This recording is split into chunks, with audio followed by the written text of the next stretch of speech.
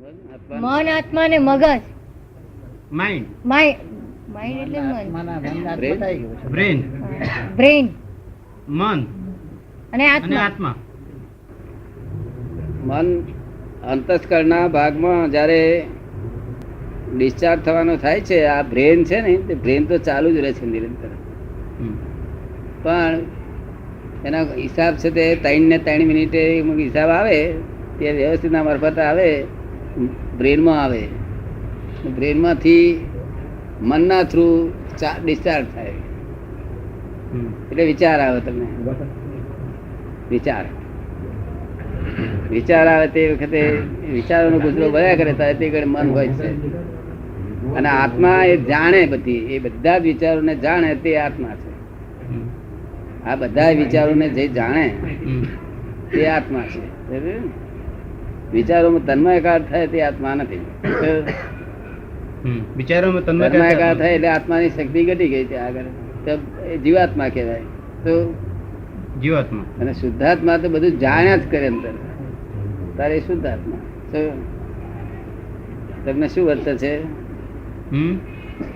એવું મનની બધે વિચારો જોવામાં આવે છે. એટલે એના વચ્ચેનો મારે ભેદ જાણવો હતો. શું થાય? આત્મામાંથી જાણે ને, ભેદ જાણવો હતો. ત્રણે વસ્તુ આ પ્રમાણે ભેદ છે. જયારે વિચારની સ્થિતિ હોય ને ત્યારે વિચારો સજીવન નથી, નિર્જીવ વસ્તુ છે. શું છે? વિચારો નિર્જીવ વસ્તુ છે. ત્યારે ઈચ્છા અને મનની વચ્ચે શું ફરક? ઈચ્છા અને મનની વચ્ચે શું ફરક? ઈચ્છા, મનમાં જે વિચાર આવે ત્યાર પછી બુદ્ધિ નિરીક્ષણ કરે કે આમાં ખરું કયું ખોટું કયું, સમજ પડે ને? ત્યાર પછી ઈચ્છા શરૂઆત થાય. સમજે પડે ને? એનો બુદ્ધિ એનું એ કરે, પૃથક્કરણ કરે કે સાચું કયું, સારું કયું, પછી ઈચ્છા પ્રગટ કરે. તો આ બધું આમ જયારે દુકાન, હલવાની દુકાને આપણે બધું જોયું તે મન વિચારે ચડે, આ લઈશું, તે લઈશું, તે લઈશું, તે લઈશું, તે લઈશું. પછી બુદ્ધિ છે તે વિચાર કરે, ડિસિઝન લે કે આટલા જ પૈસા છે. શું છે? પૈસા એ બધું અનુસંધાન કરી અને પછી છે તે લેવાનું નક્કી કરે ત્યારે ઈચ્છા ઉત્પન્ન થાય કે આ લ્યો. શું કહ્યું? સમજાય છે ને? એટલે બધું સંચાલન અંદર અંતસ્કરણમાં બધું ચાલ્યા કરે છે. અંતસ્કરણમાં સંચાલન ચાલે, એ બાહ્ય કર્મ પાછું એ પ્રમાણે થાય. પણ સંચાલન કરનારો તો આત્મા ને. સંચાલન કરનાર કોણ? કોઈને આત્મા ચલાવવું નથી પડતું. સ્વયં સંચાલન ચાલ્યા જ કરે. જ્યારથી જન્મ થાય છે ને ત્યારથી ચાલ્યા કરે. તે મરણ પથારી ત્યાં સુધી ચાલ્યા જ કરવાનું. જ્યાં સુધી અહીંથી શ્વાસ લેવાય ત્યાં સુધી આ મશીનમાં કોઈ જાતનું બંધ થવાનું નહીં. અહીંથી શ્વાસ લેવાય, શ્વાસ બંધ થઈ જાય તો બંધ થઈ જાય. ઓટોમેટિક ચાલ્યા જ કરે. આ શ્વાસે લેવાય, તમે લેતા નથી. આ તો ડાક્ટરો કહે છે હું લઈશ ઊંચો શ્વાસ ઊંચો લે, તો રાતે કોણ લે છે? જો તમે લેતા હોય તો રાતે શ્વાસ કોણ લે છે? આપોઆપ લેવાય. એ તમે સમજાય ને? મારે સાથે તમે લેતા નથી. ઓટોમેટિક ચાલ્યા જ કરે છે. સમજવાનું જરૂર છે. આ તો બધા કે છે મેં શ્વાસ લીધા, ઊંચા શ્વાસ લીધા, સંડાસ જાય, આમ કર્યો, સવારમાં ઉઠ્યો, વહેલો ઉઠ્યો. સાચી વાત છે? કરેક્ટ વાત છે? આપણે કઈ ઊંઘી જવું છે ને, હા મારે જયારે પછી પાછું બીજા ક્યાંય ખરું આજે ઊંઘ ના આવી. તું ઊંઘી જવું છે ને તને ઊંઘ ના આવી, એ બે વિરોધાભાસ કેમ વાત કરે છે? વિરોધાભાસ હોય ખરી? હું ઊંઘી જઉં છું એટલે પોતાની શક્તિ પોતાને જણાવે છે કે હું ઊંઘી શકું છું, અને પાછું બીજા કે મને ઊંઘ ના આવી. તમારે કોઈ એવું નહીં બનેલું ઊંઘ ના આવી હોય એવું? તે તમારી શક્તિ જ ના આવી કે બીજાની બીજી કોઈની આડખીલી છે? શું કે છે? આપણી શક્તિ હે કોઈની આડખીલી હશે મને લાગે. પણ કોઈ પણ વિચાર ચડીએ વચ્ચે વિચાર ચડીએ તો ઊંઘ તો ડિસ્ટર્બ થઈ જાય છે. વચ્ચે કોઈ પણ જાતના વિચાર આવે, દાદાના વિચાર આવે તોય ઊંઘ ઉડી જાય.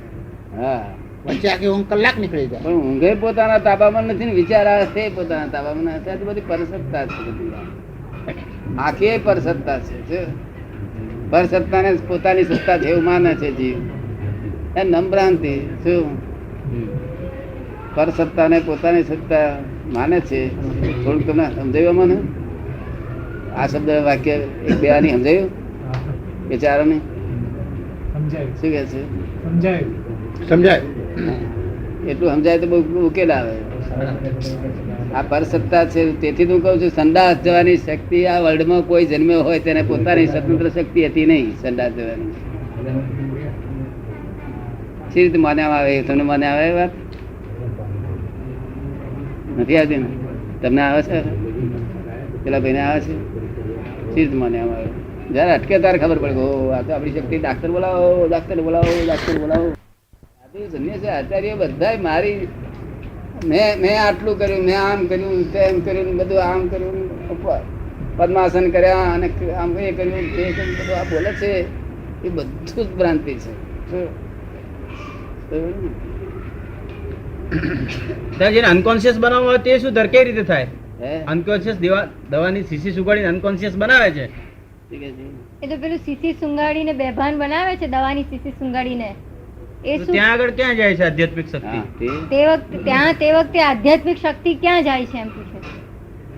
આધ્યાત્મિક શક્તિ એ શીશી ઊંઘાડે છે ને તેનાથી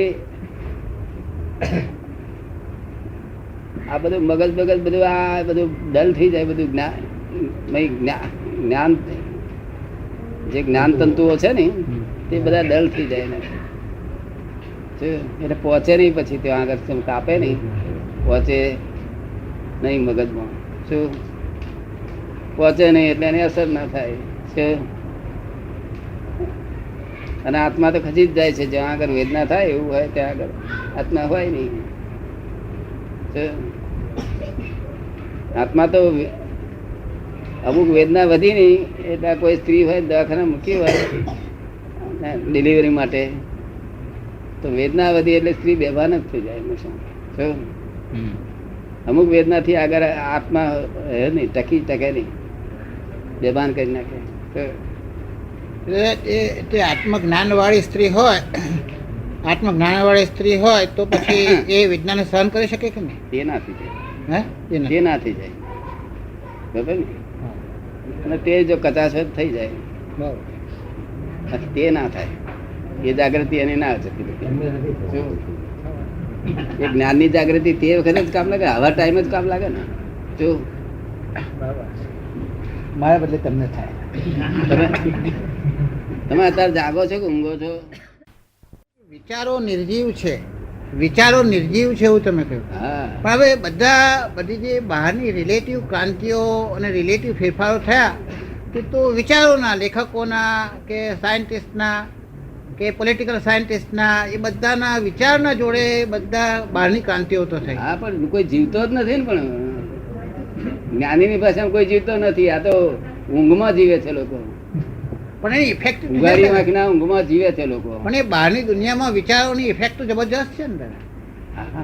એ નિશ્ચેતન ચેતન છે. કેવું છે? હા, નિશ્ચેતન ચેતન. ખરેખર ચેતન નથી. એ બરોબર. પણ વિચારોનું જે બળ આવે છે એનાથી તો અમારું રિલેટિવ હાલી જાય છે ને. આ લોકો આંખે જુએ છે, કોને સાંભળે છે, આ વાતો કરે છે, બધું કરે છે, કકડાટ કરે છે, ગારો પડે છે, મારા કરે છે, બધું નિશ્ચિત. એમાં ચેતન નું કશું નથી. તો પછી માણસ વિચાર વિહીન બની શકે ખરો? માણસ વિચાર વિહીન બની શકે એમ પૂછે. હે? વિચાર વિહીન અથવા વિચારની પેલે પાર જઈ શકે કે નહીં એમ કે છે. વિચાર વિહીન તો તમે થયેલા, પણ વિચારોને પાછા તમે તન્માયાકાર થવા દોડો. તમને મીઠાશ લાગે છે દોડો. અને કેટલુંક તમારે ફરજિયાત કરવું પડે છે. એમનો પ્રશ્ન છે, ભાઈનો પ્રશ્ન છે, વિચાર વિહીન થોટલેસ કેવી રીતે થઈ શકે? એ અવસ્થા કેવી રીતે પ્રાપ્ત થાય? થોટલેસ એવું છે ને. થોટલેસ થવા માટે આ જાગીએ ને આમાંથી તારે થોટલેસ થવાય. આમાંથી જાગીએ તારે. આ ઊંઘમાં તો થાય ને. સહેલામ સહેલો રસ્તો કયો હોય? હે? સહેલામ સહેલો રસ્તો કયો? મારી પાસે આવજો. સહેલો રસ્તો તો અહીં છે, બીજો રસ્તો તો સહેલો મન નથી દેખાતો. તમને સહેલો લાગે તો એ પ્રમાણે સ્વીકારજો, ના લાગે તો આપણે એ ક્યાં કરાર કર્યા છે? આનું બી કરાર કરતા નથી આપણે. તો કશું એડવાન્સ લેવાનું નથી હોતું, પાછી એ નહીં લેવાનું. એટલે આમાં ક્યાં છેતરાવાનો ભય છે? છેતરાવાનો ભય નથી. અને this is the cash bank of divine solution. Cash છે, પછી તમને રોકડું મળે પછી શું જોઈએ? એથી વધારે તો ના જોઈએ ને. દાદા પણ અમે બધા માણસો જોડે આવા જૂના અને નવા સંબંધિત જોડે કરાર કરતા જ જઈએ છીએ. આ કરારની વાત નીકળી ત્યારે જૂના અને નવા સંબંધો જેમ જેમ માણસના સંબંધોનો પ્રવાહ આવે છે એમ વચ્ચે વચ્ચે સારા ખોટા માણસો ગમે ના ગમે એની જોડે અમે કરાર કરતા જ જઈએ છીએ. એવું દેખાય જ જાય છે કે આની જોડે આનું જોડે સ્ટેશન કરવા જેવું છે અને કરાર કરવા જેવા છે એમ જાણી પછી મન કરાર કરતું થઈ જાય છે. નવા નવા સંબંધો વધે ને અંગાત ધંધામાં બધે તે માન બધા સંબંધોની જોડે કરાર કરતું જ ચાલે છે. કરાર છોડે છે, કરતા નથી. કે છોડવાના કરાર કરે છે કે હવે આપણે છૂટા થયા. તમને એમ લાગ્યું બંધાવાના કરાર થયા એવું લાગ્યું? હા, અહીં ગમે એવું છે એવું દેખાય છે. છૂટવાના કરાર કરે છે કે હવે આપણે છૂટા ભાઈ, હવે જો તમારું પતી ગયું તમારું છૂટવાના કરાર કરે. ના પણ દાદા એ તો ગમતાય કરાર થાય છે. હમ? ગમતું થાય છે વચ્ચે મન તો ગમતા કરાર એ કરે કે આ હોય તો સારું. ના, હે એ કરાર છૂટવાના થાય, છૂટવાના કરાર. અને આ ભાઈ કરે ને એ બધા બંધાવાના કરાર કરે. પણ અમને કોઈ વ્યક્તિની કે કોઈ પણ માણસોની મળવાની વધારે ઈચ્છા થાય તે કરાર થતો જાય ને આ હોય તો સારું, આ દોસ્ત આવે તો સારું. ના, કરાર છૂટવાના પણ કરાર. હવે આવું છૂટે આપણે બધો હિસાબ ચૂકતે થઈ જાય. તો ના પણ એ ફરી આવે એવું ઈચ્છીએ ત્યાર પછી છૂટવાનું કાંઈ?